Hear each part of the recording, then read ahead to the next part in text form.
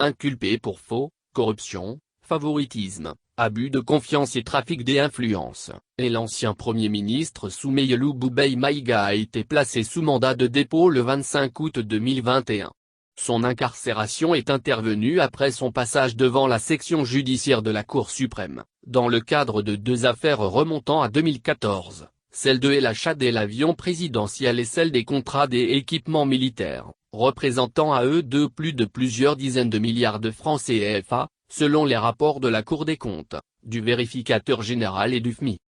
Après un classement sans suite en 2018 et une brève réouverture en 2020, la relance des deux dossiers s'inscrit, dit-on, dans le cadre d'une nouvelle dynamique insufflée à lutte contre la corruption par les nouveaux hommes forts du pays.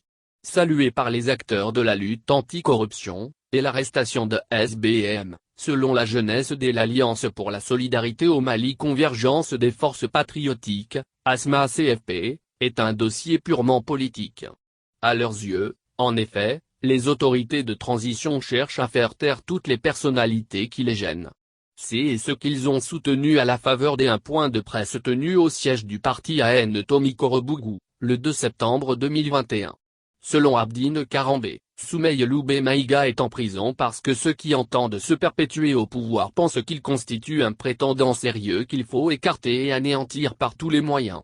C'est par ces affirmations aux allures de dénonciation, entre autres, que préside des jeunes ASMA a expliqué l'arrestation de l'ancien Premier ministre. Et de déplorer au passage la politisation du dossier que traduit la sortie médiatique du procureur général près la Cour qui, selon ses dires, a foulé aux pieds la séparation des pouvoirs et le principe de la présomption d'innocence. Le dossier est politique parce que la Cour suprême ne peut pas s'auto-saisir d'un dossier concernant un ministre et le faire juger par une autre juridiction, a expliqué M. Karambé. Poursuivant dans ses explications sur la nature politique du dossier, le président de la jeunesse ASMA a rappelé en outre qu'au terme de la Constitution de 1992, les ministres sont jugés par la Haute Cour de justice. Quant à la Cour suprême, elle n'intervient que pour instruire après sa saisine par l'Assemblée nationale qui vote dès abord la mise en accusation, point de départ des poursuites, a-t-il relevé.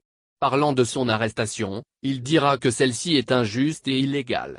Car, dit-il, Boubèye est en prison pour ses positions, notamment par rapport à la durée de la transition.